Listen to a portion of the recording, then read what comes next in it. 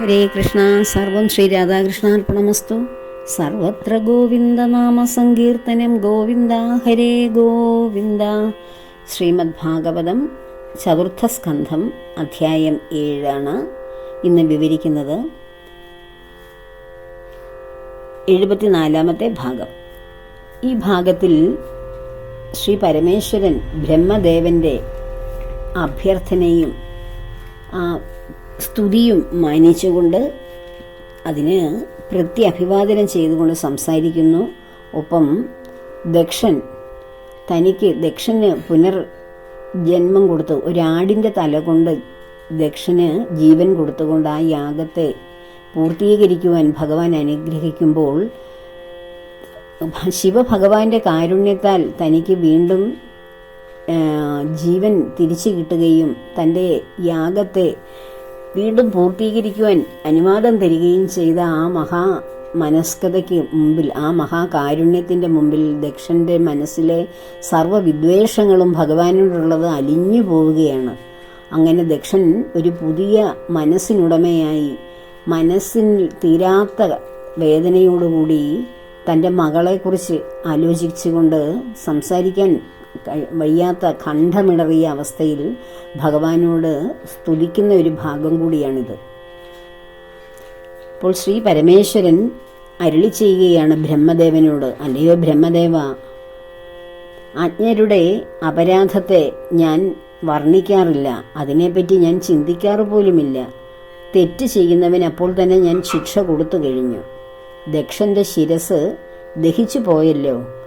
അങ്ങനെ ആടിൻ്റെ തലയോട് കൂടിയവനായി അദ്ദേഹം ഇനി ജീവിച്ചെഴുന്നേൽക്കട്ടെ എന്ന് ഭഗവാൻ അനുഗ്രഹിക്കുകയാണ്. ഓരോരുത്തരുടെയും ജീവൻ നഷ്ടപ്പെട്ടവരുടെയും ശരീര അവയവങ്ങൾക്ക് ക്ഷതം സംഭവിച്ചവരുടെയും ഒക്കെ ശരീരവും ആയുസ്സും ഒക്കെ നേരെ ആക്കി കൊടുക്കുവാൻ ബ്രഹ്മദേവൻ അരുളി ചെയ്യുന്നതിന് പകരമായി ശിവഭഗവാൻ അനുഗ്രഹിക്കുകയാണ് ഓരോരുത്തരെയും. ഭഗൻ യാഗത്തിലെ ഹവിർഭാഗത്തെ മിത്രന്റെ കണ്ണുകളിലൂടെ നോക്കട്ടെ. ഭഗന്റെ കണ്ണുകളൊക്കെ ചൂഴ്ന്നെടുത്തു ശിവപാർഷദന്മാർ. അങ്ങനെ ഭഗൻ യാഗത്തിന്റെ ഹവിർഭാഗത്തെ ഇനി മിത്രന്റെ കണ്ണുകളിലൂടെ നോക്കട്ടെ. പുഷാവ് യജമാനന്റെ പല്ലുകളൊക്കെ കൊണ്ട് കടിക്കട്ടെ. പുഷാവിന്റെ പല്ലുകളെല്ലാം അടിച്ചു കൊഴിച്ചിരുന്നു. ആ പല്ലുകളൊക്കെ യജമാനന്റെ പല്ലുകൾ ഉപയോഗിക്കട്ടെ, അല്ലെങ്കിൽ അരച്ച് കലക്കിയത് മാത്രം ഭക്ഷിക്കട്ടെ എന്ന് ഭഗവാൻ അനുഗ്രഹിക്കുന്നു.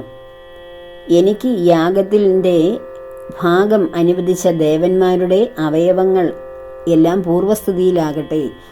അത് ഭൂതഗണങ്ങൾ ആയുധങ്ങൾ കൊണ്ടും കല്ലുകൾ കൊണ്ടുമൊക്കെ ദേവന്മാരെ എറിഞ്ഞു പരിക്കേൽപ്പിക്കുകയും അവർക്ക് ശരീരത്തിന് ധാരാളം ക്ലേശം ഉണ്ടാക്കുകയും ചെയ്തു. അതെല്ലാം വീണ്ടും പഴയ അവസ്ഥയിൽ, പൂർവ്വ അവസ്ഥയിലേക്ക് മാറട്ടെ. ഋത്വിക്കുകൾക്കും അശ്വിനി ദേവന്മാരും ഒക്കെ പുഷാവിൻ്റെയും ഒക്കെ കൈകൾ കൊണ്ട് ആവശ്യം നിർവഹിക്കട്ടെ. ഭൃഗു മഹർഷിയുടെ താടിമീശകളൊക്കെ പറിച്ചെടുത്തിരുന്നു. അത് ആടിൻ്റെ താടിമീശയോട് കൂടിയതായി ഭൃഗു മഹർഷി മാറട്ടെ. ഇങ്ങനെ പരമശിവൻ പറഞ്ഞതിനെ എല്ലാവരും അനുമോദിച്ചു. അതിനുശേഷം ശിവനോടും ബ്രഹ്മാവിനോടും ഒന്നിച്ച് ദേവന്മാർ ദക്ഷന്റെ യാഗഭൂമിയിലേക്ക് ചെല്ലുന്നു. പരമശിവൻ പറഞ്ഞതുപോലെ എല്ലാം ചെയ്തു. യജ്ഞത്തിനു വേണ്ടി നിർത്തിയിരുന്ന ആടിൻ്റെ തല മുറിച്ച് ദക്ഷന്റെ കഴുത്തിൽ വെച്ചു. പരമശിവൻ കാരുണ്യ കടാക്ഷം വർഷിച്ചതോടെ ദക്ഷൻ ജീവിച്ചെഴുന്നേറ്റു. തൻ്റെ മുന്നിൽ നിൽക്കുന്ന പരമശിവനെ ദക്ഷൻ കാണുകയാണ്.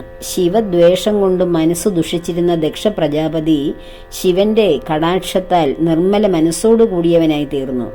അദ്ദേഹം സാക്ഷാൽ ശ്രീ പരമേശ്വരനെ സ്തുതിക്കുവാൻ ആരംഭിച്ചപ്പോൾ താൻ കാരണം ദേഹത്യാഗം ചെയ്ത തൻ്റെ മകളെ ഓർമ്മ വന്നു. ആ സ്നേഹാധിക്യം കൊണ്ട് ഹൃദയം അലിഞ്ഞതിനാൽ കുറച്ചു നേരത്തേക്ക് ഒന്നും സംസാരിക്കാനും കഴിയാതെ വളരെ മനസ്സിനെ വിഷമിപ്പിച്ച് അടക്കി ശുദ്ധമായ ആ മനസ്സിൽ കപടമായ ഭക്തിയോടുകൂടി ശിവഭഗവാനെ ദക്ഷൻ സ്തുതിക്കുന്നു. അല്ലയോ ഭഗവാനെ, അങ്ങയെ അപമാനിച്ചവനാണ് ഞാൻ.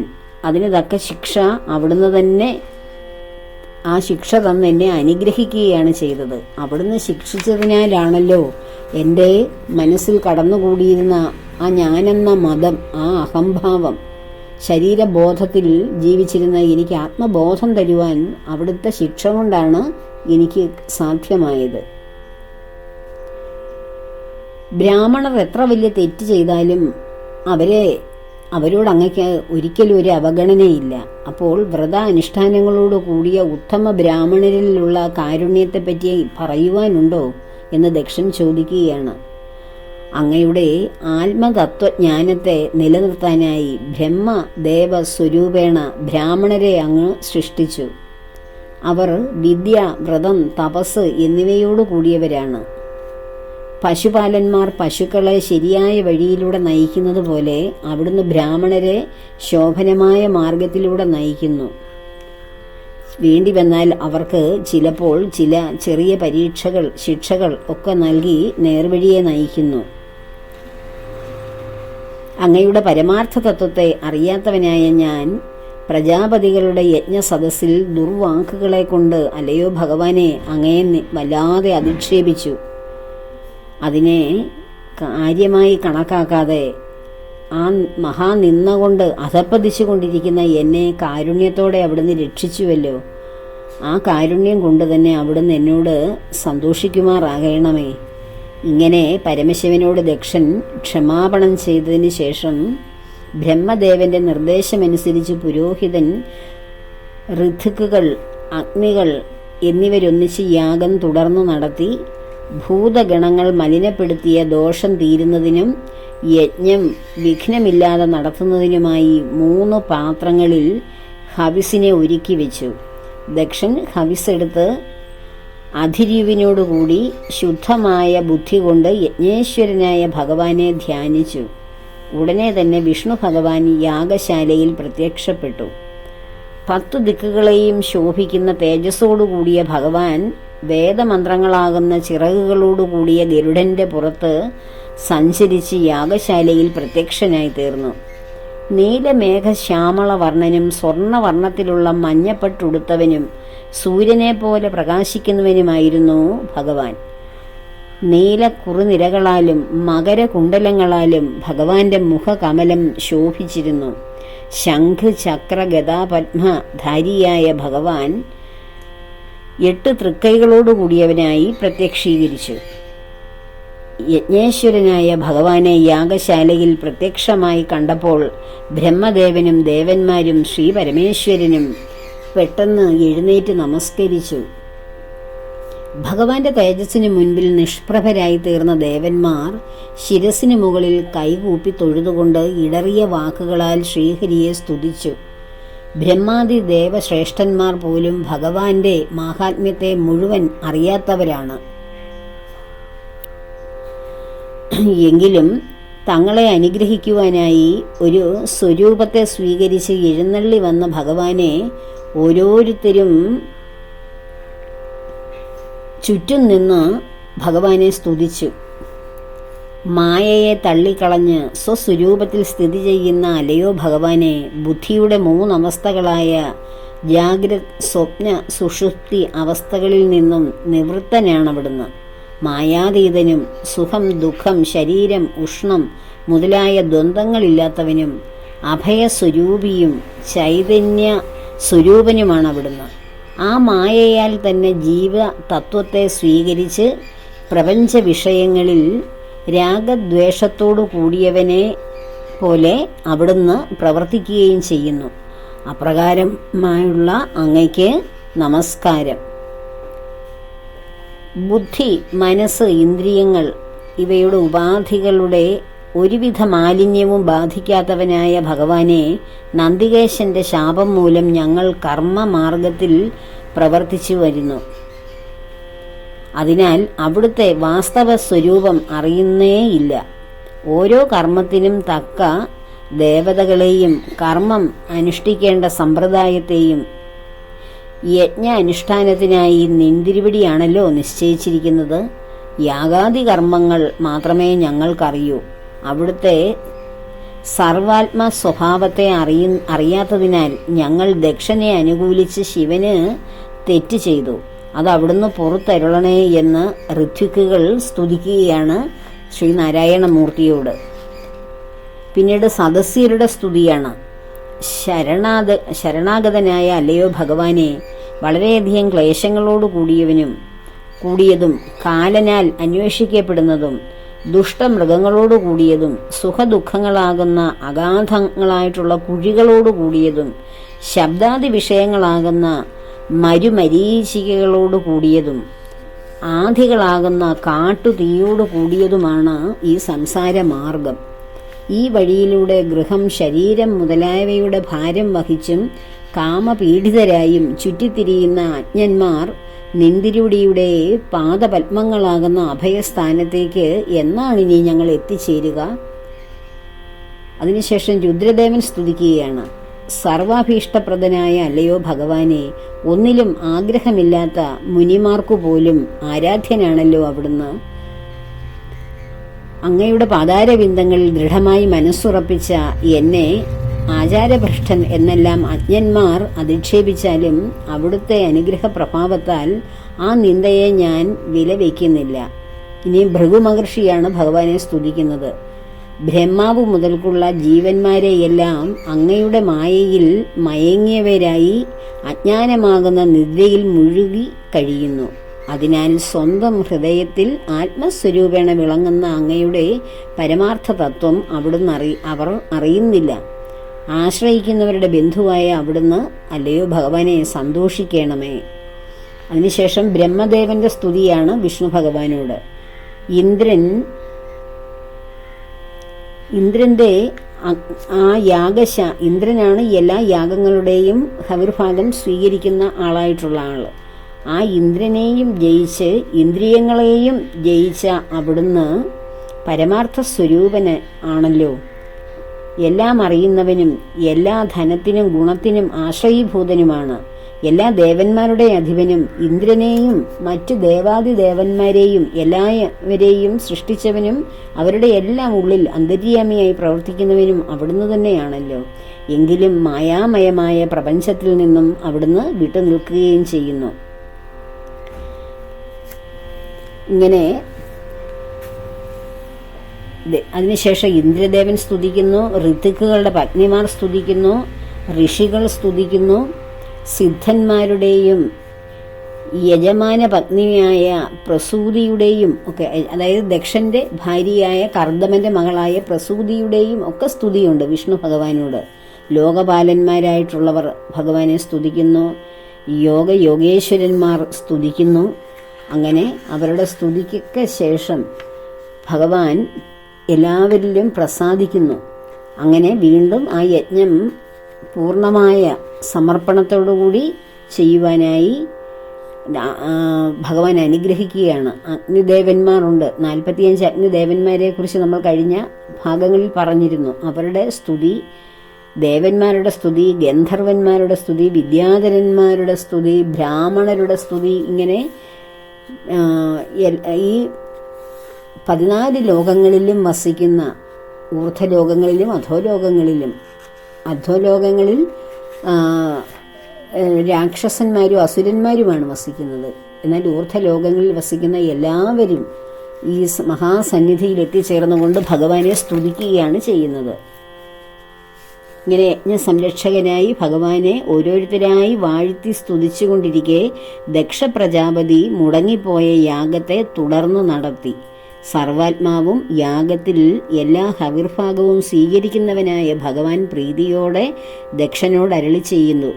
ലോകത്തിന്റെ പരമകാരണവും ആത്മചൈതന്യവും നിയന്താവും സർവസാക്ഷിയുമാണ് അല്ലയോ ദക്ഷ ഞാൻ എന്ന് ഭഗവാൻ ശ്രീഹരി പറയുകയാണ്.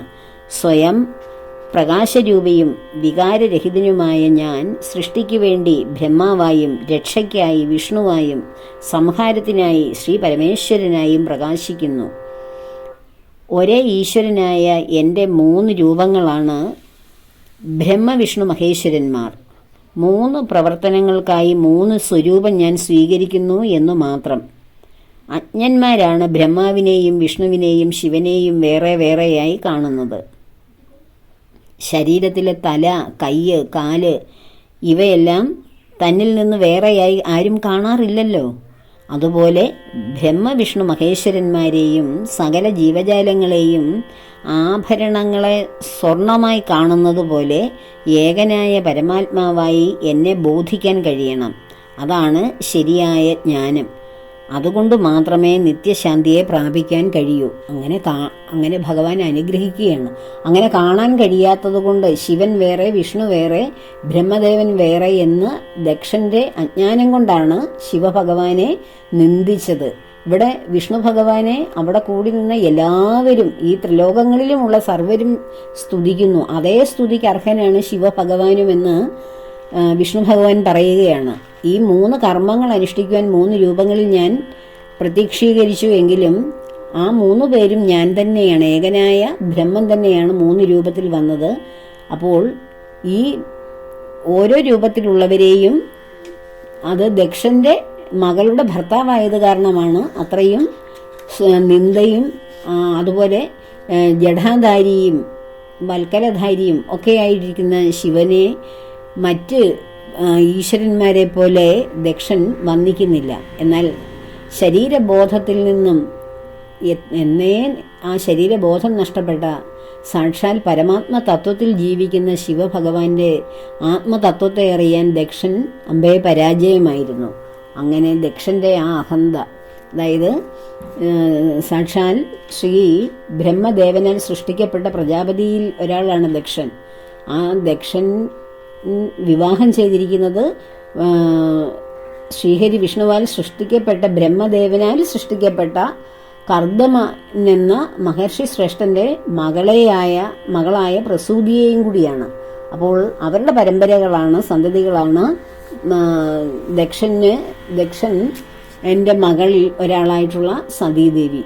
അപ്പോൾ അത് ശിവഭഗവാൻ സതീദേവിയെ സ്വീകരിക്കുമ്പോൾ തൻ്റെ ഒരു മകളുടെ ഭർത്താവായിട്ട് മാത്രമേ സാക്ഷാൽ ശ്രീ പരമേശ്വരനെ ദക്ഷൻ കണ്ടുള്ളൂ. അജ്ഞാനിയായ ദക്ഷന് തക്ക ശിക്ഷ ഭഗവാൻ കൊടുക്കുകയും വിജ്ഞാനത്തിൻ്റെ പ്രഭ അദ്ദേഹത്തിൻ്റെ ഹൃദയത്തിൽ ചുരിയുകയും ചെയ്യുകയാണ് ഇവിടെ സംഭവിച്ചത്. ഇപ്രകാരം ഭഗവാൻ നിർദ്ദേശിച്ചതിനെ സ്വീകരിച്ച ദക്ഷൻ വിഷ്ണു ഭഗവാനെയും ദേവന്മാരെയും യാഗം കൊണ്ട് ആരാധിച്ചു. രുദ്രദേവനെയും ഹവിർഭാഗം നൽകി ശ്രദ്ധയോടെ പൂജിച്ചു.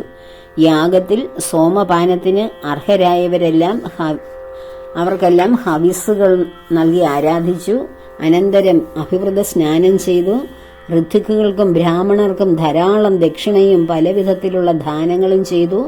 ദക്ഷന് ധർമ്മത്തിൽ തന്നെ എപ്പോഴും മനസ്സ് നിൽക്കട്ടെ എന്ന് അനുഗ്രഹിച്ച് ദേവന്മാർ സ്വർഗലോകങ്ങളിലേക്ക് പോയി. മഹർഷിമാരും ബ്രാഹ്മണരും അവരവരുടെ സ്ഥാനങ്ങളിലേക്കും പോയി.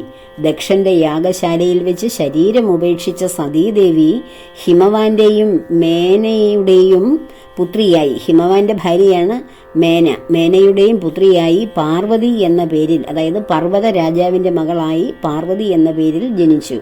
തീവ്ര തപശ്ചര്യ കൊണ്ട് പരമശിവനെ സന്തോഷിപ്പിച്ചു. ഭഗവാൻ സന്തോഷിച്ച് ശ്രീ പാർവതീ ദേവിയെ വിവാഹം ചെയ്തു. പാർവതി ലോകമാതാവായി കൈലാസത്തിൽ താമസിച്ചു വരുന്നു. പരമശിവന്റെ മഹിമയെ പ്രകാശിപ്പിക്കുന്ന ഈ ദക്ഷയാഗ കഥയെ എനിക്ക് ബൃഹസ്പതിയുടെ ശിഷ്യനായ ഉദ്ധവനാണ് ഉപദേശിച്ചു തന്നത് എന്ന് മൈത്രേയ മഹർഷി വിതുരന് പറഞ്ഞുകൊടുക്കുകയാണ്. പരമശിവന്റെ മാഹാത്മ്യത്തെ സ്പഷ്ടമാക്കുന്ന ഈ ലീലയെ നിത്യേന കേൾക്കുകയോ കീർത്തിക്കുകയോ ചെയ്താൽ ഭക്തി വളർന്ന് സകലവിധ പാപങ്ങളും നശിക്കും എന്ന് പറഞ്ഞുകൊണ്ടാണ് മൈത്രേയ മഹർഷി ദക്ഷയാഗ വർണ്ണന ഉപസംഹരിക്കുന്നത്. അപ്പോൾ കഴിഞ്ഞ ധാരാളം ഭാഗങ്ങളിലായി ശ്രീ പരമേശ്വരന്റെയും സതീദേവിയുടെയും കഥകളും ദക്ഷന്റെ യാഗത്തെക്കുറിച്ചും അവിടെ ഉണ്ടായ ഭഗവാൻ നേരിട്ട ആ അപമാനത്തെക്കുറിച്ചും സതീദേവി ദക്ഷയാഗത്തിന് വിളിക്കാതെ പുറപ്പെട്ടപ്പോൾ ഉണ്ടായ അനുഭവങ്ങളെക്കുറിച്ചും ഒക്കെയാണ് കഴിഞ്ഞ ഭാഗങ്ങളിൽ നമ്മൾ 62 മുതൽ ഇങ്ങോട്ട് വിവരിച്ചിരുന്നത്. ഈ ഭാഗങ്ങളൊക്കെ ഈ ശിവമാഹാത്മ്യ ആയി ഉൾപ്പെടുത്തി ഈ ദിവസങ്ങളിൽ ഇത് ആവർത്തിച്ച് കേൾക്കുകയും ഭഗവാനിൽ ഭക്തി വളർത്തുകയും ചെയ്ത് ഭഗവാന്റെ പുണ്യദിനമായ ശിവരാത്രി ദിവസത്തെ അനുഗ്രഹീതമാക്കി മാറ്റുവാൻ എല്ലാവരെയും ഭഗവാൻ അനുഗ്രഹിക്കട്ടെ എന്ന പ്രാർത്ഥനയോടുകൂടി സർവകർമ്മങ്ങളും ഭഗവാന്റെയും ശ്രീ പരമേശ്വരിയുടെയും പത്മപാദങ്ങളിൽ സമർപ്പിക്കുന്നു. ലോകാ സമസ്ത സുഖിനോ ഭവന്തു.